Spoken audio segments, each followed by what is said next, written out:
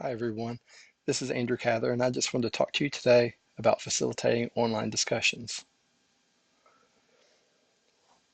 Discussion boards are a form of asynchronous digital communication that allows students to post text in a threaded form open to the entire group.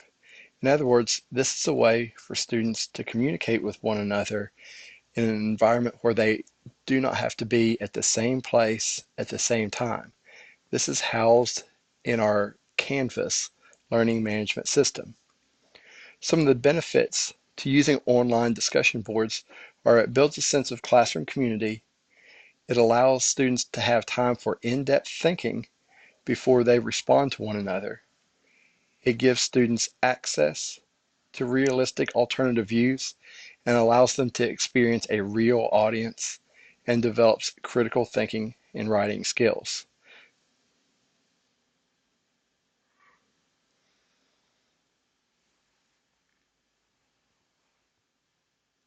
Before you get started, it's important to know what you want students to get out of the discussion before you assign it to them. This does not mean that students should give scripted answers. In fact, questions that have simple, straightforward answers make for very weak discussion questions.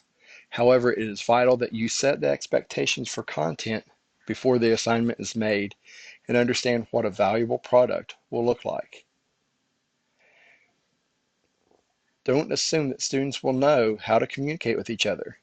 Sure, they're on Instagram and Snapchat, but many do not know how to properly communicate in a semi-professional environment.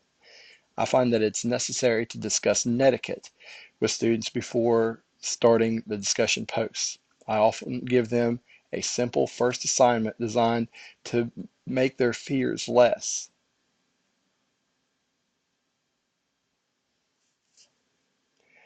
A couple pieces of advice that I give students before they start writing in online discussions.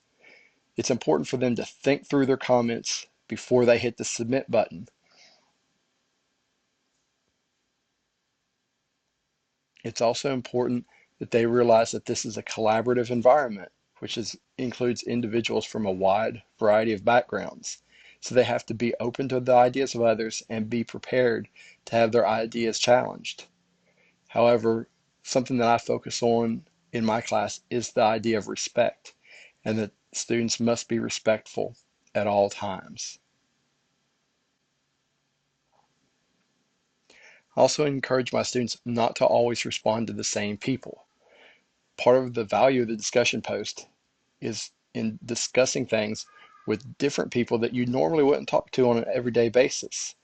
If they only read and respond to their friends' post, then they often rob themselves of the opportunity to engage in truly rich discussion. It's also important to encourage one another in the online environment.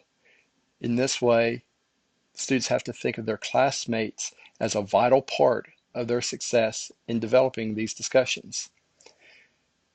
To do this, students need to ask thoughtful questions of each other, make astute observations, and point other students to resources that would help clarify their ideas.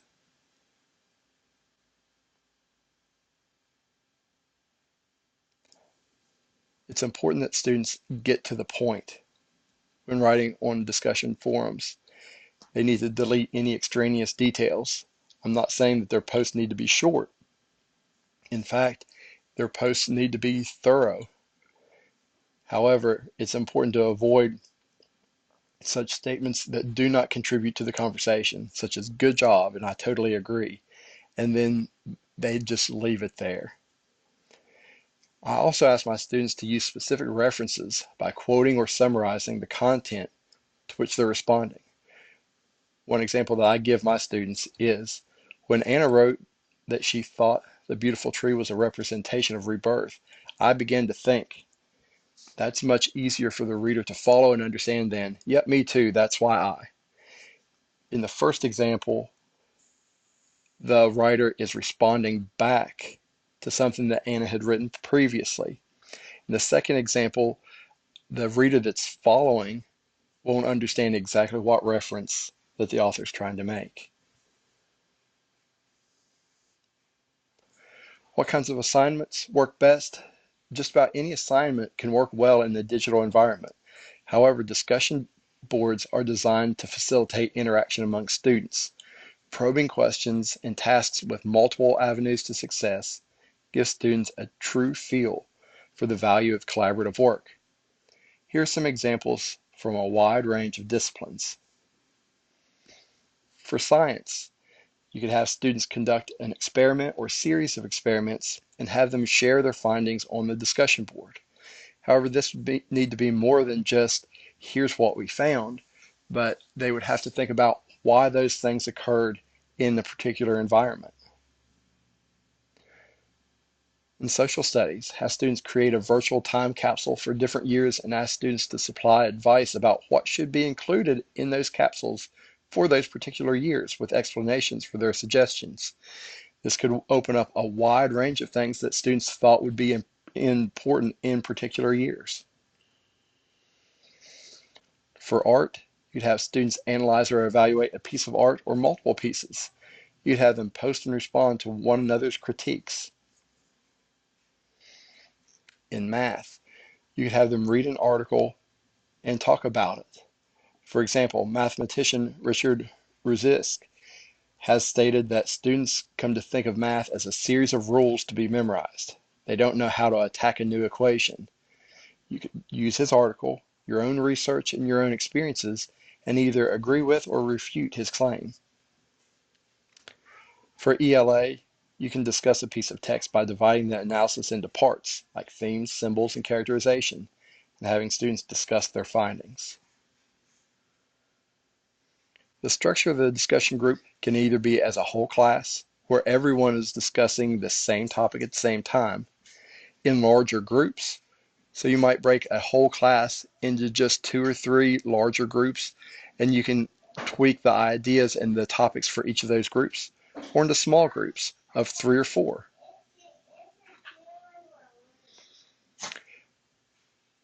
Some common difficulties and some ways to overcome them. One difficulty is students don't understand what is expected of them. To help with that, structure the online activities carefully and with a goal in mind.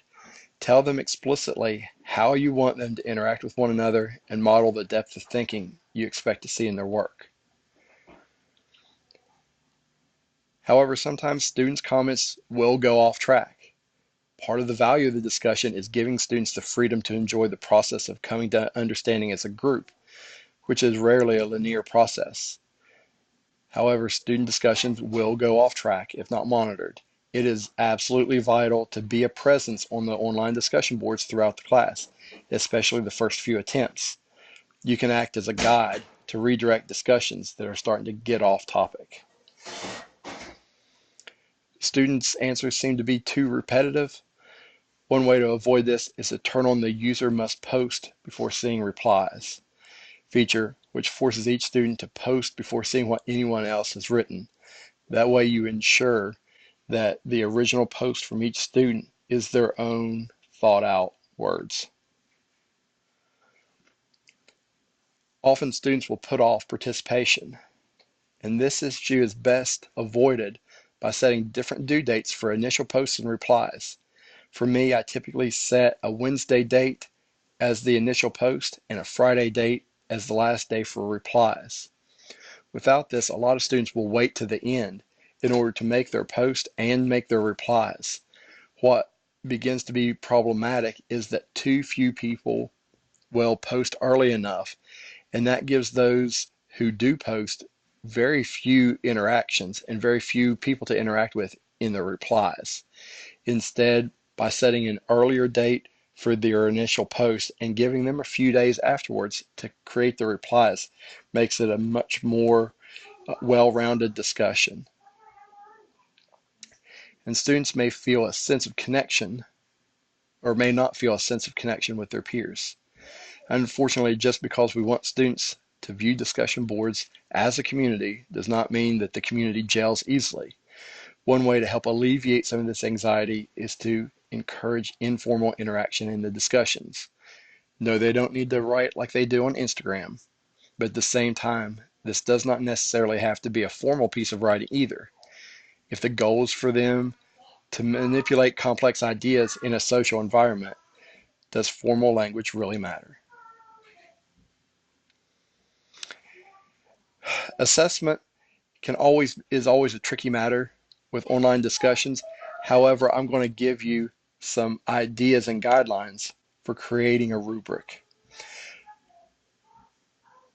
I try to look at the ideas that I know they have to have in order to create this online environment. So I ask them to post a particular number of times, and that's a minimum, and I always encourage students to go over and above that. I clarify what constitutes a viable post. If not, some posts will end up being fairly short, and students will just say, "Good job," or "I like what you have to say," without really continuing the conversation. You can clarify if students are allowed to use outside sources. I encourage my students to, but I also ask them to cite their sources afterwards. And clarify the tone, whether it's formal, semi-formal, or informal. And all those things can be modeled by you as a participant in the online discussions. This is a copy of my online post rubric. I'll be glad to send you a digital copy if you're interested. So those are just some ideas on facilitating online discussions. If you have any questions, don't hesitate to let me know. You can come up to my room and talk to me, or you can email me at andrew.cather@clover.k12.sc.us. Have a great day.